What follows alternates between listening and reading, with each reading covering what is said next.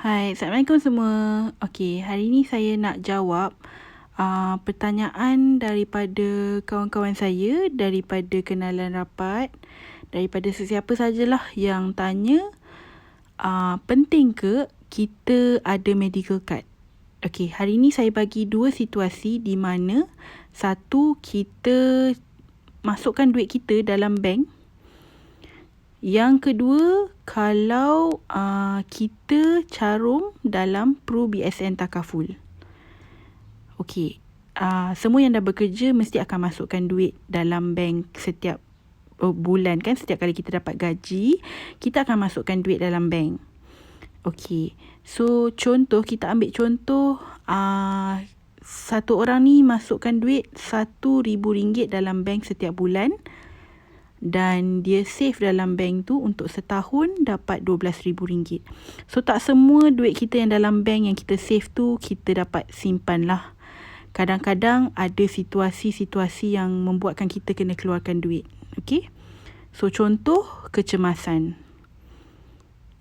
Kita kena perlukan duit lah.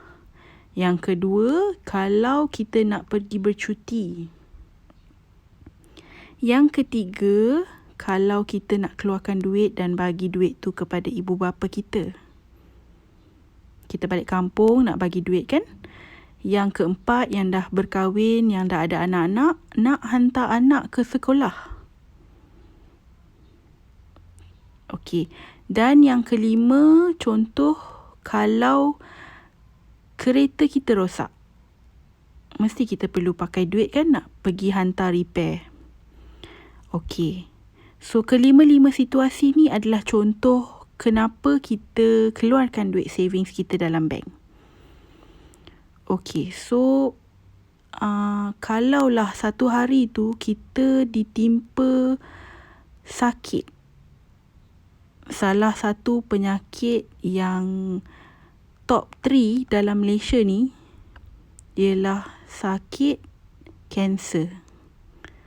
Kalau kita kena sakit kanser ni, macam mana kita nak rawat? Kita nak gunakan duit untuk medical kita. So, setahun kita ada 12K dalam bank kita lah, kalau kita save. Dan kalaulah orang tu dah kerja untuk 10 tahun, ada 120K dalam bank. Okay, so 120K ni kita nak keluarkan untuk kita bayar medical cost kita. Kita nak kena keluarkan duit untuk rawatan dekat hospital. So, apa yang ada dekat hospital ni? Kita masuk hospital, admission, untuk buat rawatan. Okay, yang kedua, rawatan kanser kita, kemoterapi,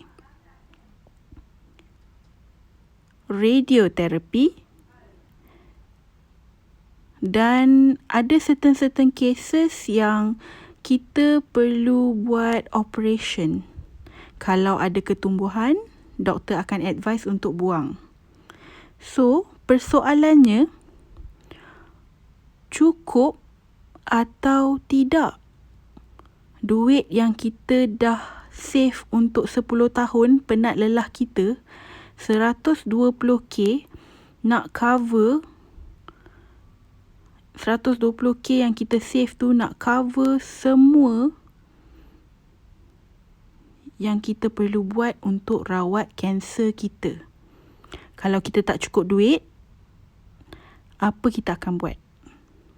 Yang pertama, mungkin keluarga akan membantulah. Yang kedua, mungkin kita perlu pergi ke kawan-kawan untuk pinjam duit.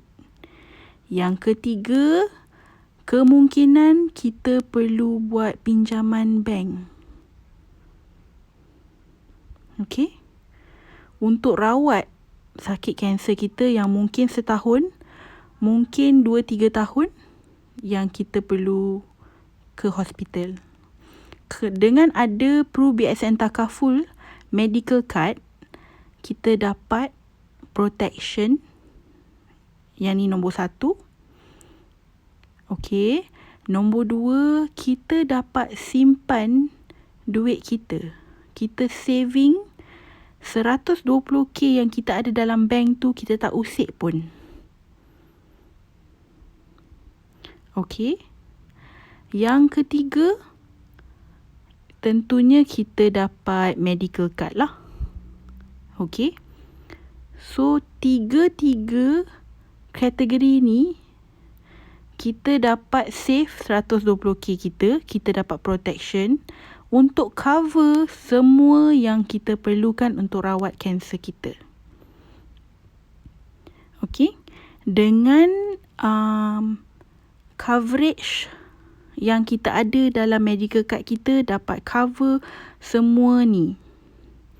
Dan coverage yang medical card ada ialah minimum setahun, setahun minimum yang kita tawarkan ialah RM150,000.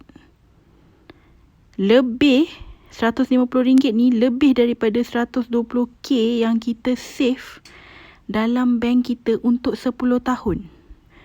Coverage setahun ni akan ada renewal setiap tahun lah. So kalau 2 tahun, RM300,000. Dan boleh cecah sampai RM1,000,000 lah.